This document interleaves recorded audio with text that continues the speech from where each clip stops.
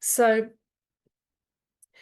this is about focusing on what happens when we try to leave a toxic relationship and how our minds can feel trapped in reoccurring thoughts, or what I call mind fuck, basically. And it's an endless replay of memories, questions, fears, and fantasies that keep us stuck in old patterns. The mental looping is normal, but it's also important to understand why it happens and how we can break free. And the best way to start that is a practical exercise.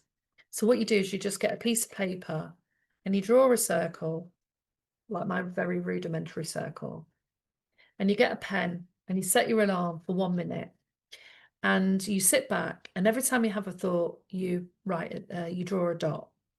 And it can be thoughts about anything. What am I going to have for lunch? I need to work on that. Oh, God, send that email. I need to have paid that bill. What's happening later? And that's how your brain can go. It can just go into all those different thoughts. And when the alarm goes, then you'll end up with lots of dots. So say, for example, you've got 15 dots in there. You might have 30, you might have 60. It really depends on how fast your brain thinks and how much you've got going on in your life. You can have multiple things going on.